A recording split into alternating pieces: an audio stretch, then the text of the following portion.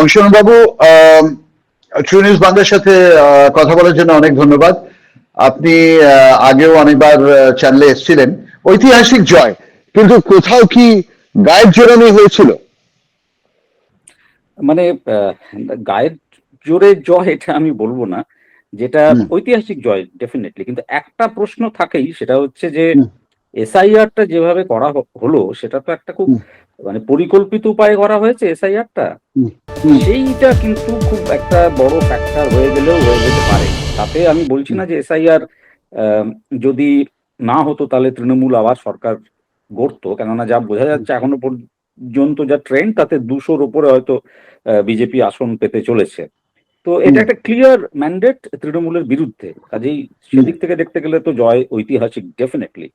কিন্তু যদি এসআইআরটা মানে 27 লক্ষ ভোটার তারা ভোট দিতে পারলেন না, এবং শেষ যে ট্রাইব্যুনাল দ্বিতীয় দফা ভোটের আগে যে তালিকা বার করলো, ট্রাইব্যুনালে যারা নিজেদের ভোটাধিকার রক্ষা করতে পারলেন ট্রাইব্যুনালের সামনে হাজিরা দিয়ে, সেই সংখ্যাটা যদি আমরা খেয়াল করি 1600 সামথিং, এবং সাকসেস রেট সেখানে পরীক্ষায় পাস করার 99%, মানে যারা গেছিলেন প্রায় সকলেই ভোটার হিসেবে স্বীকৃতি পেয়েছেন। এটা যদি সত্যি হয় তাহলে আমাদের ধরে নিতে হয় যে ওই 27 লক্ষ ভোটারের মধ্যে যদি আমি ধরি 25 লক্ষ ভোটারও ভোট দিতেন, তাহলে কি, এবং তারা কিভাবে ছড়িয়ে আছেন বিভিন্ন বিধানসভা ক্ষেত্রগুলোতে, তাহলে কি ফলাফল একটু হলেও অন্যরকম হতে পারতো? সেই প্রশ্নটা কিন্তু থাকবেই, চিরকাল এই প্রশ্নটা কিন্তু থাকবে। মেনে নিলাম, কিন্তু 200টা সিট কমে কত হতো? কারণ তৃণমূল কংগ্রেস যেটা অভিযোগ করছে, সত্য মিথ্যা আপনি বলতে পারবেন, কারণ আপনি খুব সিনিয়র অ্যানালিস্ট, যে আমাদের বুথ কাউন্টিং থেকে তেড়ে মেরে বার করে দেওয়া হয়েছে। আজকে সারা দিন নানান রকম, এবং তার ভিডিওস আছে আমাদের কাছে, যেখানে ক্যান্ডিডেটদের সিকিউরিটি ফোর্স মেরেছে, বার করে দেওয়া হয়েছে। এই যে জিনিসগুলো, এটা কেন করা হলো? এটা কি সহজভাবে জয় হলে হতো? না না, দেখুন, এরকম ঘটনা, এখন ওই যে ভিডিও কোনটা কি সত্যতা সেটা তো সময় বলবে।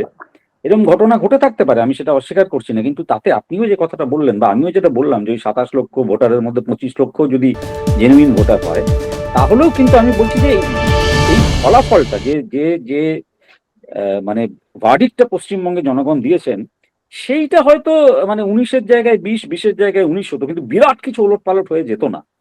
একটা কথা পরিষ্কার যে মমতা বন্দ্যোপাধ্যায়কে পশ্চিমবঙ্গের মানুষ যেমন একদম বাংলার মেয়ে বলে মানে দুহাত ভরে দিয়েছিলেন, এক সময় আদর করে এনেছিলেন, তেমন আবার তাকে বিদায়ও জানিয়ে দিয়েছেন, খুব পরিষ্কার এটা।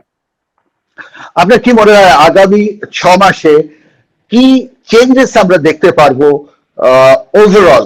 মানে সে ইকোনমিক পলিসি হোক কিংবা প্রথম চেঞ্জ যেটা হবে সেটা হচ্ছে তৃণমূল দলটার ভবিষ্যৎ নিয়ে আমি খুব চিন্তিত, সত্যি কথা বলতে কি। তার কারণ এটা তো কোনো আদর্শের উপর দাঁড়িয়ে থাকা দল নয়। জিজ্ঞেস করলে নেতারা বলতেন যে আমাদের আদর্শ সবই হচ্ছেন দিদি। তো এভাবে তো কোনো দল চলে না। একটা পাড়ার ক্লাব মূলত সিন্ডিকেটের উপর নির্ভর করে চলছিল, সেই ভঙ্গিতে চলছিল। কাজেই তারা যারা গ্রাসরুট লেভেলে পাড়ায় পাড়ায় তৃণমূলের হয়ে তোলা তুলতেন, তারা কিন্তু খুব দ্রুত বিজেপির কাছে এবার শেল্টার খুঁজবেন, তৃণমূলের সেই সমস্ত নেতারা। এবং যার ফলে এটা হতেই পারে যে 6 মাসের মধ্যে দেখা যাবে যে তৃণমূলের বিধায়ক সংখ্যা কি হতে যাচ্ছে এখন আমরা নিশ্চিত নই, 80-র কাছাকাছি কিছু একটা মনে হচ্ছে। বলতেই পারে যে তার থেকে ভেঙে একটা অংশ বিজেপিতে চলে গেল, যত সময় গেল আরো কিছু একটা পসিবিলিটি আছে যে তৃণমূলের তো আসলে জন্মটা হয়েছিল কংগ্রেস থেকে, এবং আদি কংগ্রেসে ফিরে যাওয়ার একটা চেষ্টা কেউ কেউ করতে পারেন, আর একটা অংশ বিজেপিতে যোগদানের চেষ্টা করতে পারেন। আমার নিজের কেন জানি না মনে হচ্ছে মমতা বন্দ্যোপাধ্যায়েরও বয়স হয়েছে, তার পক্ষে এই দলকে এই কঠিন পরিস্থিতিতে ধরে রাখা বেশ বেশ অসম্ভবই হতে চলেছে। কিন্তু বিজেপি 200টা আসন দিয়ে নিজেদের এতগুলো এমএলএ দিয়ে কি তাদের দরকার আছে? টিএমসি এর গ্রাসরুট তাহলে যাবে কি করে? একটা কথা বলি, খেয়াল করে দেখবেন, যখন বামকে সরিয়ে তৃণমূল ক্ষমতায় এসেছিল, শোনা যাচ্ছে?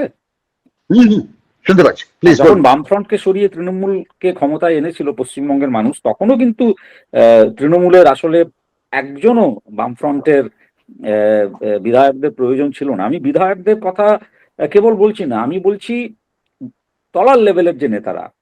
কিন্তু দেখা গেছিল যে বাম আমলেও যারা পাড়ায় পাড়ায় কাইন্ড অফ মাস্তানি করতেন, তাদের একটা বিরাট বড় অংশ তৃণমূলে যোগ দেয়। সেরকম একটা ঘটনা ঘটবে এবং বিজেপি দলটা তো চাইবেই পশ্চিমবঙ্গে তাদের ভিত্তি আরো বাড়াতে। সেখানে এখন ডিপেন্ড করছে যে বিজেপি এই ছাঁকনিটা মানে কতখানি ভালো হবে। ভুলে গেলে চলবে না, কিন্তু বিজেপি দলটা একসময় জাস্ট একটা ফোন কলের ভিত্তিতে দলের সদস্য সংগ্রহ অভিযান করেছিল।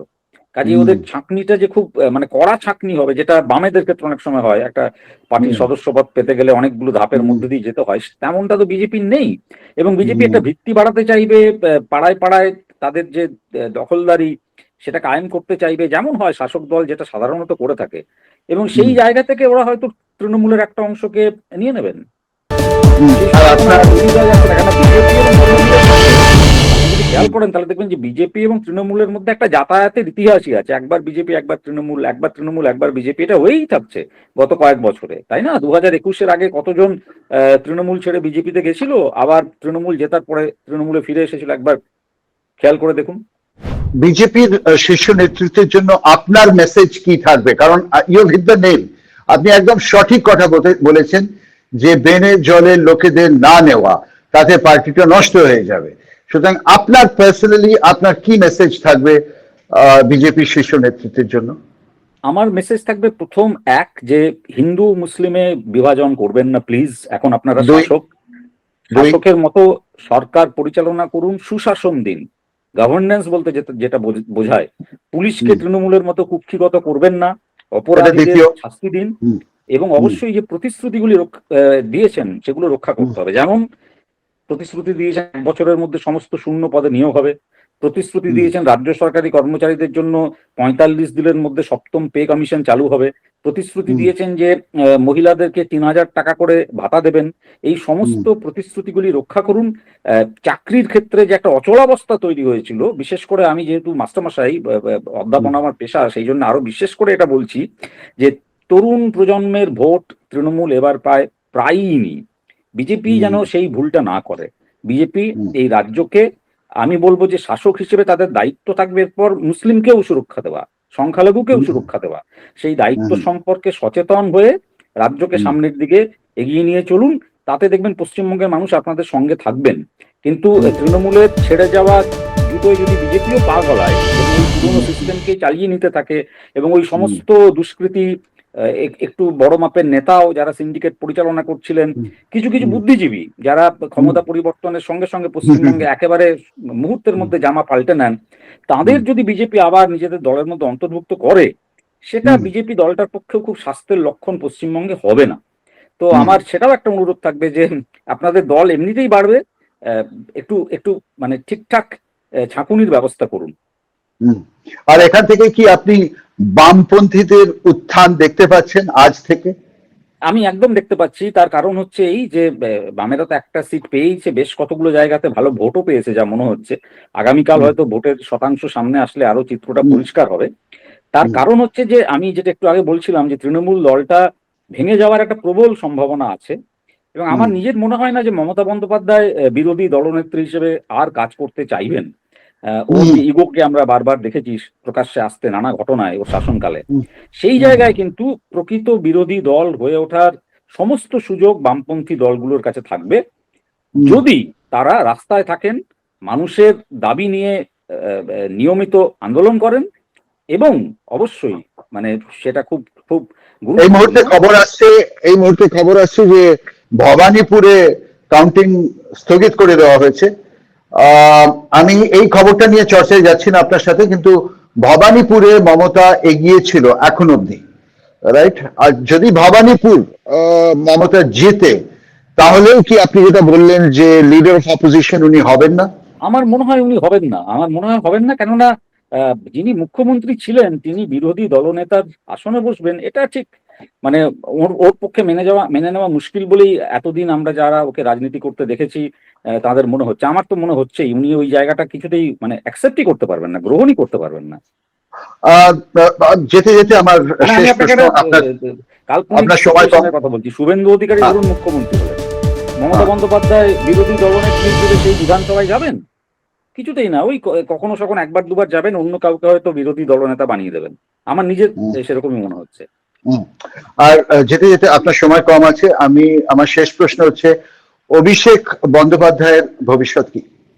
দেখুন, অভিষেক বন্দ্যোপাধ্যায়ের ভবিষ্যৎ আমি খুব উজ্জ্বল দেখছি না। তার একটাই কারণ, সেটা হচ্ছে অভিষেক বন্দ্যোপাধ্যায়কে মমতা বন্দ্যোপাধ্যায় হঠাৎ করে নেতা বানিয়ে দিয়েছিলেন। মানে আমরা আজকে মমতা বন্দ্যোপাধ্যায়ের যতই সমালোচনা করি, এটা ঠিক যে দীর্ঘ পরীক্ষার মধ্যে দিয়ে এসে মমতা বন্দ্যোপাধ্যায় পশ্চিমবঙ্গের রাজনৈতিক ক্ষমতা দখল করেছিলেন। বিরোধী নেত্রী হিসেবে তার একটি অতীত রয়েছে এবং খুব উজ্জ্বল অতীত রয়েছে আমি বলবো। সেইটা কিন্তু অভিষেক বন্দ্যোপাধ্যায়ের ছিল না। ওর একটি পরিচয়, সেটা হচ্ছে উনি মমতা বন্দ্যোপাধ্যায়ের ভাইপো। এই যে পিসি শব্দটা চলে এলো বাংলার রাজনীতিতে, আগে তো এটা ছিল না। এইরকম যে মানুষ, এবং যিনি কর্পোরেট কায়দায় দলটাকে চালাতে চাইছিলেন, অতিরিক্ত আইপ্যাকের উপর নির্ভর হয়ে পড়েছিলেন, রাজনৈতিক ভিত্তি বলতে যেটা বোঝায় সেটা খুব একটা অভিষেক বন্দ্যোপাধ্যায়ের ছিল না। অভিষেক বন্দ্যোপাধ্যায়ের মমতা বন্দ্যোপাধ্যায়ের মতো যে অ্যাপিল, সেই অ্যাপিলটাও নেই। আমার মনে হয় না অভিষেক বন্দ্যোপাধ্যায় দীর্ঘদিন রাজনীতিতে থাকবেন বলে। রাজনীতিতে না থাকলে অভিষেকের মতো লোক কি করতে পারেন? দেশে থাকবেন না বাইরে চলে যাবেন? বাইরে চলে যেতে পারেন। সে খুব, উনি তো মাঝে মাঝে বাইরে যান। কেননা এবার ইডি কতটা সক্রিয় হয়, হ্যাঁ, সিবিআই কতটা সক্রিয় হয়, সেটাও তো দেখার। নানা নথিপত্রে তোর নাম আছে, কাজেই উনি বাইরে চলে যেতে পারেন। আমি সেই সম্ভাবনা উড়িয়ে দিচ্ছি না। যদি এই আজকের ভোটের ফলকে সামারাইজ করা হয়, তিনটে কি কারণে মমতা হেরে গেলেন, মানে টিএমসি হেরে গেল? এক হচ্ছে বিজেপির ওই হিন্দু খাতরে মে হ্যায় এই ন্যারেটিভে মানুষ বিশ্বাস করেছে, হিন্দু ভোট একত্রিত হয়েছে। দুই, সংখ্যালঘু ভোট 3-4 ভাগে বিভক্ত হয়ে গেছে, যার ফলে বিজেপির জয় সহজ হয়েছে। এবং 3 নম্বর হচ্ছে মমতা বন্দ্যোপাধ্যায়ের যে অপশাসন, সেই অপশাসনের বিরুদ্ধে একটা পরিষ্কার রায় বাংলার মানুষ দিয়েছেন। এটা কি বিজেপিকে 2029-এ এই জিতটা পার করে দেবে, নাকি 29 এখন অনেক? এত দ্রুত পরিবর্তন হবে না। 26 থেকে 29 এত দ্রুত কিছু পরিস্থিতি পাল্টে যাবে না। তার মানে এই জিতটা 2029-এ লোকসভা ইলেকশনে বিজেপিকে খুব বড়ভাবে সাহায্য করবে। ডেফিনেটলি, নিশ্চিত। অনেক ধন্যবাদ ট্রিবিউস বাংলার সাথে জড়ার জন্য। আমরা আবার ফিরে আসবো আগামী 2-3 দিনের মধ্যে, আপনার সাথে আমি কথা বলবো। ধন্যবাদ। ধন্যবাদ।